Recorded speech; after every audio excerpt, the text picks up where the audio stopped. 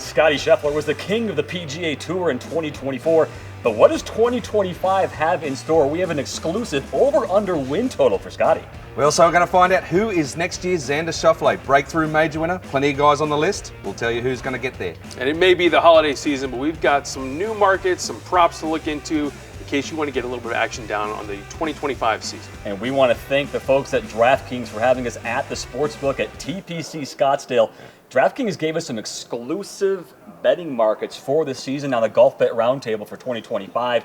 Let's start with Scheffler. Benny, you were not so much bullish on Scottie last year. Over-under win total for Scottie, we're putting it at 4.5. What was it, 9 that he's just got through this season? And after, what I say, right after I said he was not a killer. Yes. At that point, you know, you're welcome, Scottie. After I said you weren't good enough, you went on and won a million events. He's probably winning one right now, as far as we know. Look, Scottie Scheffler, a sensational season, 7 Tour wins, also an Olympic gold medal, also the Hero World Challenge the other week. I mean, it's just been phenomenal. Can he keep it up, though? That is the question. Can he keep this going? People haven't been able to do that except for Tiger Woods. Well, I think the question for us that we're looking ahead to 2025 is what is success for Scottie Scheffler, right? And you said DraftKings has set the over-under at 4.5. I think that's high. I would have set it more at 3.5. We can go through like his schedule. We know he's playing a lot early on. He's going to play 5 of the first 7, starting with the Century. But when you look historically at guys in the last 10 years that have had 5+ win seasons, you're looking at Justin Thomas in 2017, Jordan Spieth, Jason Day before that. Their follow-ups were 2 or 3 wins, right? And those felt like pretty good seasons. So to sit there and say Scottie wins 9 times this year, as you said, Ben, and then to think he's going to win 5 or more next year, that is definitely in the Tiger level. We've spent way too much time on the Golfbet Roundtable over the last year trying to decide if Scottie is really leveling up to Tiger. Man, I still think that's a huge leap. If you have 3 wins next year for Scottie Scheffler, maybe even a major throw in there, that's a great year. You're not going to have what he did in 2024 be repeatable. In terms of what is a successful season, we all know it's going to come down to those majors. That's what those guys want to win. You got the majors, you got the players. Scottie's likely going to play in the WM Phoenix Open. All these odds are too short, we know. To take off the don't bet Scottie at plus 400 because Bennett never worked out for you, never works out for anybody, note. What are we looking at realistically with Scottie, who's minus money to win any major? Yeah, minus 165. Which is crazy. That's an unbelievable price. Yeah. Would you bet on Scheffler, Ben, to not win a major this year? Well, you guys just said the under on the 4.5. Let me tell you, I'm the lone guy that's going to go over. After saying that he was not a killer and no good, like you mentioned guys with 5+ wins, it's 14 times since 2000 it's happened. 9 of them were Tiger. But I think that he could be the next guy. I laughed at everybody when people were saying he's the next best since Tiger. I laughed at the beginning. I'm coming full circle on this, guys. He is that much better. And what we saw at the Hero scares me for everyone else. When he started using the saw, claw, the whatever you want to call it, the coleslaw, whatever grip he's got, he actually started putting half decent. He doesn't even need to be half decent to dominate. Yeah. If he is just a little better, all of a sudden the other guys have got half to no chance. And what'd you say, 5 of the first 7 weeks or something he's going to play? He could hit that over by February if he really starts playing well. I think it's interesting that we're seeing odds lower for the Masters. They're all short. Yeah. Lower for the Masters than the Open. Is there a reason for that? Yeah, because he's won the Masters 2 of the last 3 years. So he's trying to make history. Only Jack Nicklaus has won 3 in 4 years, and there's a short list. Obviously, it's a smaller field, but it's even a shorter list of guys that realistically go down Magnolia Lane thinking they have a chance to win, whereas the Open, especially at a venue like Royal Portrush, we saw what happened in 2019.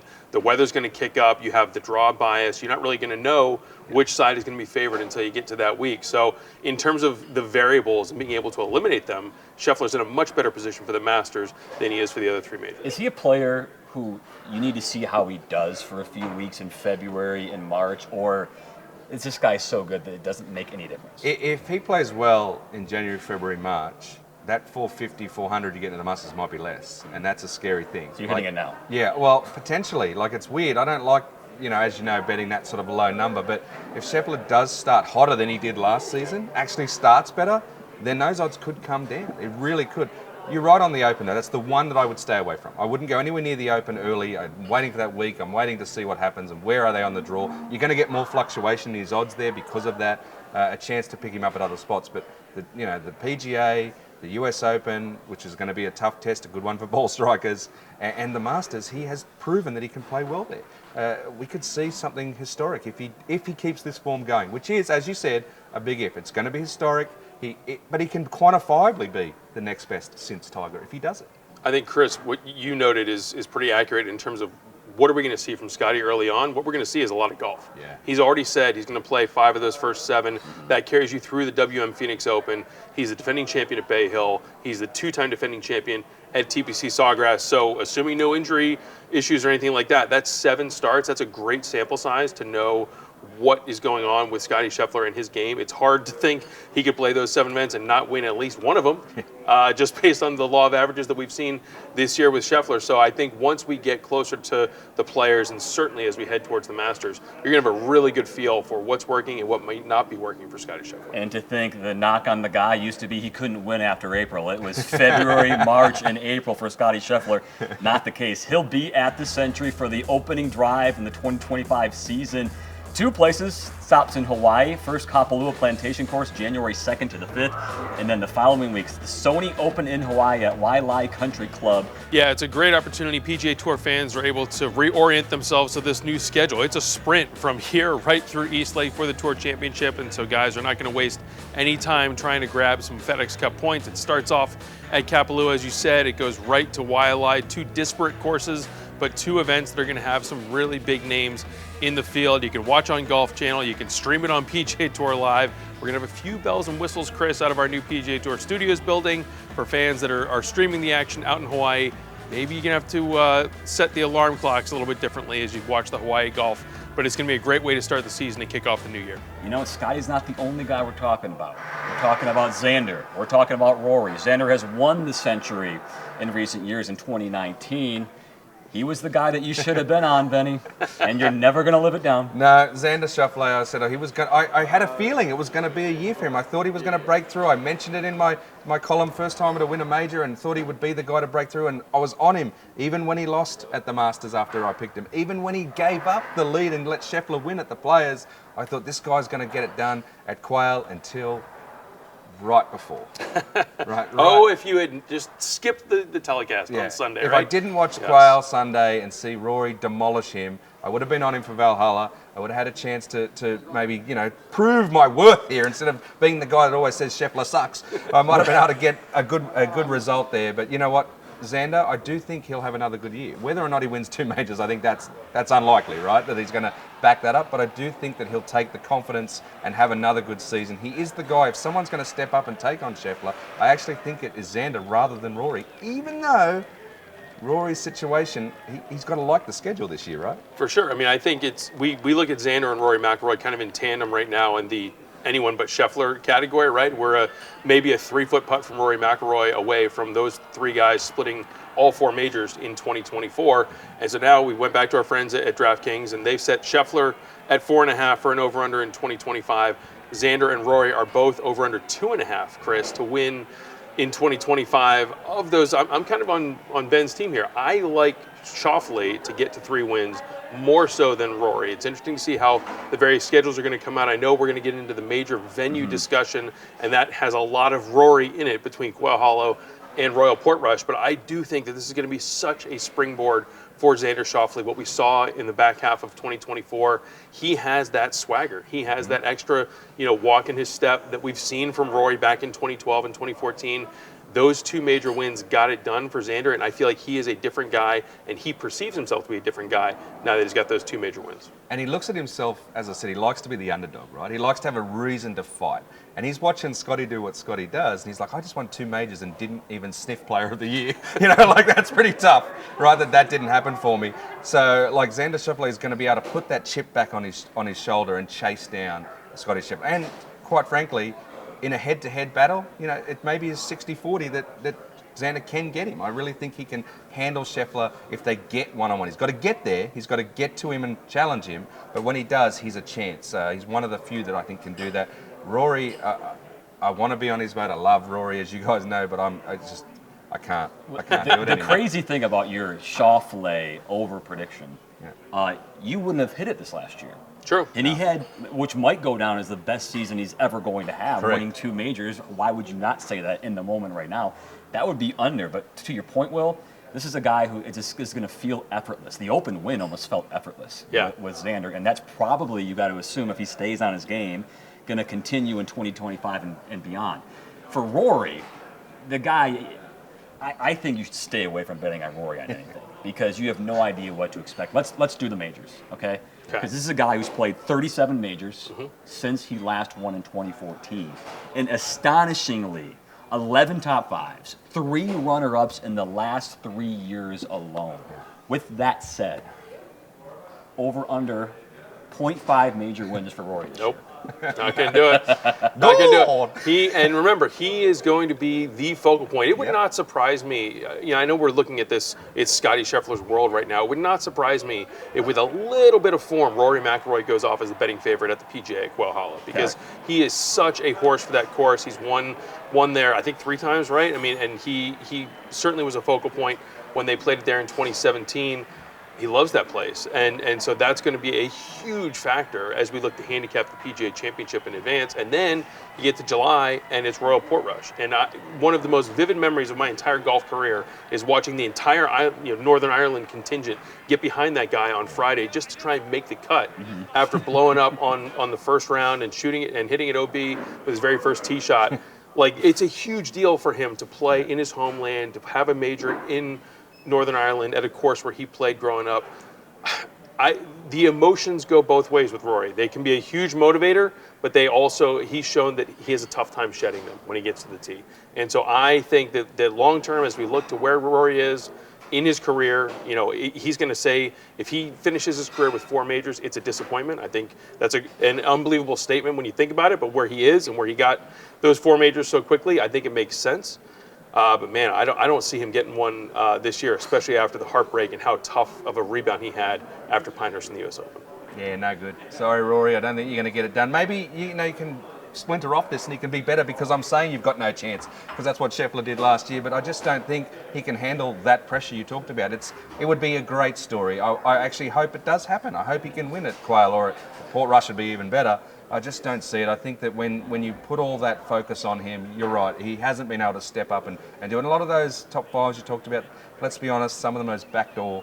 Last year he should have won, didn't. That scares me, right? He should have won at Pinehurst. Didn't do it. And that really scares me for his future in these big ones. He's just going to build it up. It just keeps getting bigger and bigger and bigger, that pressure. The monkey becomes a gorilla, becomes 3 gorillas. It's just all on his back. I'm at the point where, and you're not getting value for it. That's what we should go back to that. You're getting 900, 1,000 plus 1,000. Sorry, it's not worth it. If you're getting 2,500 or 3,000 because he hasn't been winning these things, sure, throw a couple of bucks on. But when you're not getting the value in the odds, you're just getting your heart broken. And that's I fell for it. I fell for it last year. He won at Quail, and I said, oh, here he goes. He's going to Valhalla where he'd won before. We're finally going to see Rory turn it around. Nah. He was there, but he wasn't there. The venues are important, and you had mentioned Portrush, you had mentioned Quail Hollow. We're going to call it a stigma on all 3 of these major championship venues and how you should be betting on these players, because what kind of player is suited to which course is going to go a long way. Quail Hollow, very familiar. Hosted the Truist Championship most years. Superstar golf course, we've got it as. Oakmont, the tough major venue. They haven't been there in almost 10 years. 2016, how many of these guys actually played in that event a decade ago? And then Portrush is relatively new. So if we're talking about major championship betting only, is the PGA going to be that big boy golf course where we are going to see a star winner? I think that you're going to have some reliable comps for how that course played in 2017 when you saw Justin Thomas break through, get his first major championship, and it was kind of an eclectic leaderboard, right? I mean, it was back and forth over those final 9 holes to figure out how exactly it was going to shake out. Francesco Molinari was on that board, Hideki Matsuyama, Chris Stroud had a factor heading into the final round, and then JT ended up just having a few extra shots down the stretch where I think that that's the caliber of a player you can look to. But when we've seen some PGAs, you think back to last year at Valhalla, the scoring was super low, it was soft conditions. I'm not a meteorologist. I'm not sure what the weather's going to be like in Charlotte in mid-May. I know that it'll probably be a little warm, but who's to say if they're going to have wet conditions or if it's going to be a little bit more firm and fast. So I think it's going to play more difficult and be stretched a little more thin than we've seen it year in and year out on the PGA Tour. That's what you expect when it's hosting a major. That's what we saw in 17 versus some of those other recent tour events. But yeah, if you're asking me, are we going to get an A-list player to win there? I think you are. I think what I'm looking forward to for the PGA at Quail Hollow is cool top 5 and top 10 bets with guys that have been there or done that or that might be outside the radar. So, you're going to laugh at me, boys, but like a Jason Day who's won there before or who's going to be 50, 60, 80 to 1 to win it, probably not going to win it, but might have some sort of attempt to come back and move up that leaderboard. There's quite a few guys in that field that you're going to be able to have some fun with the place markets. In terms of winning, you mentioned JT. If you're looking for someone that's to have a comeback year, Justin Thomas might be his place. That might be where he can repeat, if you will, as the PGA champion. He's obviously won 2 PGAs. Wouldn't surprise me, ended up with a 3rd at some point. It seems to be his major, the one that he likes to play the most. He's got a history there with his dad, etc. But yeah, I do think you're going to get a name. Most of the championships, the PGA Tour events that have been there have got big name winners. We've said Rory quite a few times. Quite a few big name stars have won there. I think that will continue. Let the record show it's about the 10-minute mark for Ben to mention Jason Day. So the under pays. Once again, the streak is right there. Go to the window over here at the sportsbook Cash out. and collect your tickets. You could have cashed out 5 minutes ago and still got almost all of your money. I don't think he's going to win, but he's a random that week. I'm going to say it now because you mentioned 17. He actually was in the mix for the first few rounds and had, I think, an 8 on the 18th hole. He peeled it out. And it was just a shocking turn of events, and he threw away his tournament. Still somewhat played well that week. You take that hole out, had a chance. He's not the same player anymore, but he is the sort of guy that you might get a cool top 20 number. There's going to be plenty of guys like that. Because of the history at the course, you're going to be able to go far down the board there and find a few names that might contend but not win. I was going to say, I'm looking at it interestingly in terms of the first 2 majors and the second 2. We talk so much about the Masters and course history, past experience. What have you done at Augusta National specifically to know how you're going to play moving forward? And usually you don't have that much frequency of experience with the other 3 majors, but you do this year, or next year rather, with Quail Hollow, because those guys, a lot of people have played it 5, 6, 7, 8 times before, whereas Oakmont and Royal Portrush, maybe people have played it once before in competition if you played in 19 or 2016 for Oakmont, but otherwise you're going to be going and learning it that week of. So that's going to be much more of a how do you handle the conditions that are presented that week versus I'm sure if you ask guys in January and February, what's your game plan for Quail Hollow and the PGA, they're going to have an answer. They know what that course is going to demand, whereas there are a little bit more unknowns with the last 2 majors. Given the unknowns, before we move on, I do want to talk about Oakmont, just because the moniker on the U.S. Open recently has been, if you can bomb it a mile and gouge it out, that's all that matters. Now, you could debate how that went down in 2016 or not. Do you see the bomb and gouge, who cares how tough it is at Oakmont, or is it going to be more calculated? There's a lot of gouging at Oakmont. I don't care how far you're bombing it, you're definitely going to be gouging. That course is brutally hard, especially if they get conditions that they want. I know in 2016 it was much more wet than they were expecting, so that altered things, but it was still been a really difficult test. I think that the USGA prides itself on the difficulty and the scoring that you get at Oakmont, even versus some of the other more traditional venues. As we said, Chris, this is going to be the 10th time they're hosting the U.S. Open, more than any other venue, but I look at some of these anchor sites that they're creating with Pinehurst and Pebble. Well, Oakmont is one of them, and you look at, of course, I think of as Shinnecock Hills. Those are 2 places where the USGA likes to flex a little muscle, and they say, it is going to be hard this week. You guys need to buckle up. 5 under, the best winning score there, I think, over the 9 US Opens, and that was because of it was wet, or not quite right. If they get hard and fast, then look out, buckle up. Anything could happen there. And look, obviously Scottie Scheffler being a ball striker, if he's on his game and can put it in play, and he can paper cut him to death there, sure. But if he's a little off, then it's wide open. Plus, we always get, out of the box, a Neville, as I like to say sometimes. Like you get someone who not everyone is aware of, who doesn't follow the tour every week, might pop up.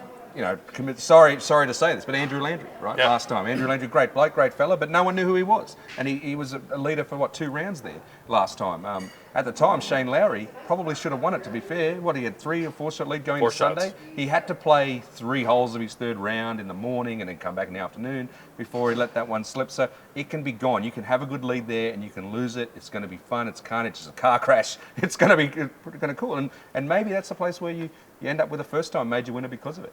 One name I want to throw out for you guys, not a first-time major winner, not a Neville, but when we look at these odds, I know we're going to get into who will be the next first-time major winner soon. My eye was drawn on this list from DraftKings to Matt Fitzpatrick at plus 4,000 to win any major. I think he is someone I'm going to look at for Oakmont, potentially someone I'll look at for Quail Hollow, and depending on the weather, maybe even Portrush. Matt Fitzpatrick likes it when par is a good goal. And that's absolutely going to be the case at any U.S. Open, especially Oakmont, but he's kind of fallen off the map in the last couple years since winning that breakthrough U.S. Open at the Country Club in Brookline, where again it was a similar test. It was difficult, so I think that the shine is a little bit off, but he's still the kind of player that can rise up at a moment's notice. He loves playing majors, loves playing against good fields, is accomplished in doing so. Getting him plus 4,000, and I get a crack at all 4 majors. That's got my attention. He's already in them. That's a big key factor too. We know he's going to be at all 4, barring injuries. So I didn't see that. That's absolutely something to look at. You're plus welcome, 4,000. Yeah, very good. Because he is. He's that type of player that suits Oakmont's what Oakmont should present. Yeah. If all things being equal. So very interesting to see how he goes when the lights are on. If he's hitting the driver well. He was a first-time major winner at Brookline when he was just killing it off the tee. And we'd be remiss if we weren't going to tell you, this is Ben's favorite stat, you are going to see a first-time major winner on the PGA Tour this year. In fact, you might see 2. This stat is crazy. Each of the last 10 years alone, we've seen at least 1 major winner for the first time. 2014 was the last time we didn't. And what's the stat going back to World War II? Go to World War II. Only 4 seasons in that entire time have we not had a first-time major winner. And the average is literally just a tick under 2, because it was 2 before Xander did it last year. He obviously won twice, so he took away one of those slots for the second first-time major winner. And yeah, look, the odds say we are going to get someone join the club. So who's it going to be? It's someone. Last year Xander was 2 on my list most likely. And we'll see. I've got a new guy on number 1, and I don't know. What do you boys think? Ben's got a website. Article up. Ben's got a website. We have a website together. PGATour.com. Ben has an article on the website. We're going to pull up his list here. It's no rhyme or reason, no order to what we have, and these odds might fluctuate. Will, you start. Is your first-time major winner on this list of 10? I think so. I'm begrudgingly going back to the well with Patty Ice. I think that Patrick Cantlay plus 700. He's going to be there, right? He's in all 4 majors. He has the game to play any venue. You know, of the 4, he's going to have at least 1 where he's going into Sunday with a fighting chance. He's in one of the last 3 or 4 groups. He has the game for each of these specific venues. Listen, I'm like Charlie Brown with the football with Patrick Cantlay, so this is going to go wildly in one direction or another when we cue this up 12 months from now. But, I think he's going to get it done. Because Xander did it, Cantlay can do it. Sure. 100%. Right? And look, Ludwig Aubert is the guy that went from 10 a year ago to number 1 on this list, just for what he showed. Obviously, he contended at the US Open. Couple of 2 bad holes was really that cost him. Obviously, he had a great Masters on debut, so he clearly knew what to do there, and he'll be better there for the run. But I also I think people are sleeping on Victor Hovland. Like, it wasn't that long ago that he had the big finish, won the FedEx Cup. He had a terrible year, I know, last year for his standards. But if he's figuring it out over this offseason, he is obviously the guy that could turn back up and everyone goes, oh, that's right, he's really good. There he is again. So I'm interested to see. He's really good. Yeah. Should have won. And I'll just throw one more there on this list that came out of nowhere to me a little bit but shouldn't have, and that's Bobby Mack, Robert McIntyre. Because Bobby Mack, you're getting good odds there. He was at Portrush and finished in the top 10 a long time ago. He obviously won 2 times, 2 national opens last year, Canada and Scotland. And he also contended at the PGA. So I think that you're getting decent value that Bobby Mack could surprise someone and be that guy. I got to push back a little on Hovland. You glossed very quickly over the if he'll get it back. Yeah. This guy went off the grid this year. I mean, that is a huge. Yes, he was T3 at Valhalla. We thought that was going to be the turning point, and then it never really materialized. And then we were going back to BMW, and this is where he had his playoff run, and that didn't materialize either. Where do we think is going to be the moment where we get 2023 Victor Hovland back in our lives? Look, you guys know I have a little bit of a bias to my native land, Australia. So Victor Hovland's caddy, he's an Aussie, he's a mate of mine.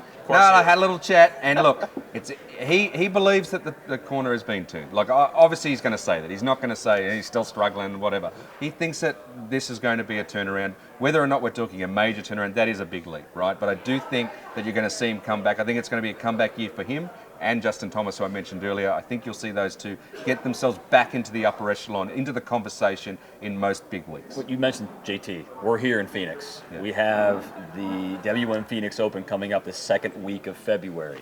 JT loves this place. Yes. Mm-hmm. He's got to be in your top 5, right? Top 5, give me the top 1. Plus 2,000 right now at DraftKings. He's plus 2,000 on the advance on this futures market. We've got odds for the WM Phoenix Open. We've got odds for the players, all the majors already posted for 2025. But I think when we're back here in a couple months talking about tournament week for the WM, Justin Thomas is going to be shorter than plus 2,000. He has not won since that PGA Championship in 2022, which is, again, a wild thing to come out of my mouth. And he is so good and so talented, and it grinds him. You know it grinds him that he hasn't won something in a couple years. So I think he is, again, when we think about opening drive, when you look at a Sentry, past champion, Sony Open in Hawaii, past champion, that's a place where I think Justin Thomas could put one on the board and potentially get the year going in style. I think that, Waialae and Kapalua are two wildly different courses and what they require, but and then you get to Sony, where you're going to have this infusion of the new rookie class. A lot of new fresh faces are going to be coming in at Waialae, including already a PGA Tour winner in Matt McCarty. So there's a lot of new faces in that regard, but Justin Thomas is someone who's seasoned, who knows both courses, shot a 59 before at Honolulu, and I think it's a huge motivator for him to get the year started in style, so that by the time we get to the WM Phoenix Open, he's going to be one of those top 2 or 3 guys on the board, along with Scheffler and probably Xander Schauffele. I think he's a huge chance to win earlier before he gets here. I think that, as I said, it's a comeback year for Justin Thomas. If he does that, the 2,000 won't be 2,000 here anymore. They'll be further down. I do think he's a big chance here, like you mentioned. I know he's got to take on Scheffler, who wants to get this one after letting it slip last year.